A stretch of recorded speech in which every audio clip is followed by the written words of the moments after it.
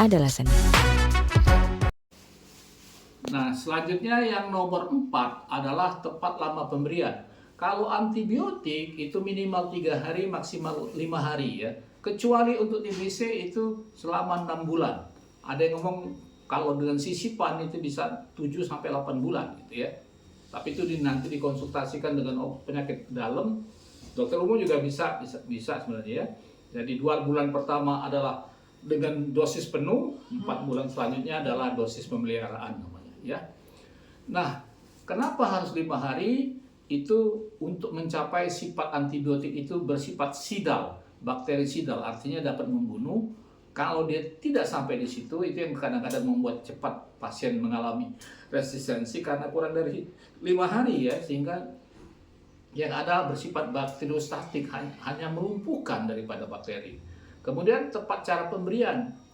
Jadi obat itu ada namanya sediaan obat itu ada tablet, kapsul segala macam, itu yang bisa diberikan secara oral dari mulut maksudnya ya, sirup. Ada yang injeksi melalui suntikan dan ada yang melalui supos, melalui anal atau melalui vaginal gitu ya. Nah, itu tergantung jenis penyakitnya gitu loh.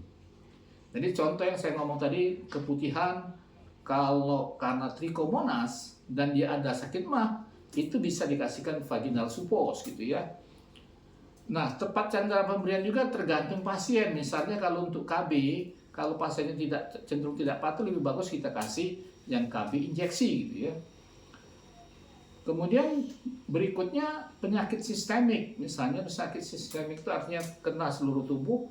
Nah, itu biasanya kita kasih injeksi, atau pasien yang tidak sadar biasanya ya, jadi melalui infus gitu. Yang keenam adalah tepat efek samping obat.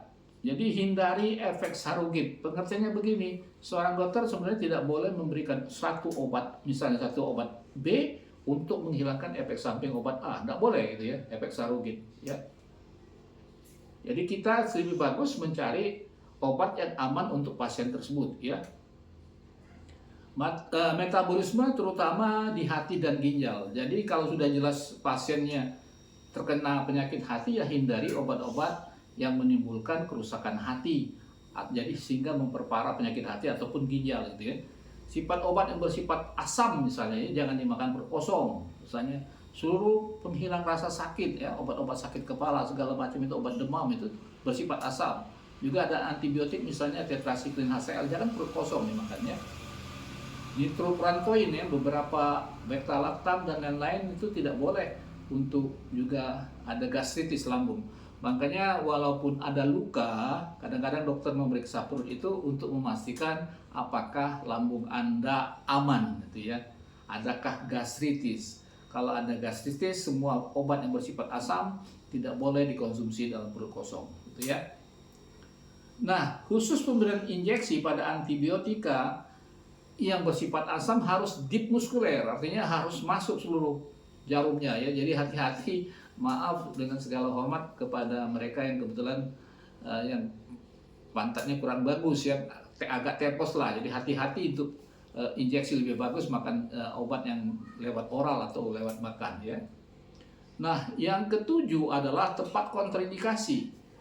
Jadi misalnya tuberkulostatika tidak boleh diberikan penderita pada gangguan hati. Jadi kalau penderita TBC ada gangguan penyakit hati misalnya kuning, itu sebaiknya adalah penyakit hatinya disembuhkan dulu, baru dimakan dimakan obat TBC-nya. Kalau tidak, penyakit hatinya akan bertambah parah dan mungkin akan menimbulkan kematian. Kemudian ada obat-obat golongan aminoglukosida tidak boleh diberikan pada gangguan ginjal dan telinga gitu ya. Jadi kalau yang sudah agak budak, hindari obat-obat yang namanya aminoglikosida gitu ya. Jadi itu akan memperparah sakit kupingnya ataupun memperparah sakit ginjalnya. Dan untuk penisilin itu hati-hati injeksi ya, kita lakukan dulu sensitivitas tes di daerah lengan. Kalau ada indurasi penggelembungan dalam arti pasien tersebut alergi terhadap obat itu ya, jangan disuntikan gitu ya. Jadi tolong untuk para dokter muda terutama ya, atau para pasien jangan maksa untuk suntik ya, injeksi ya.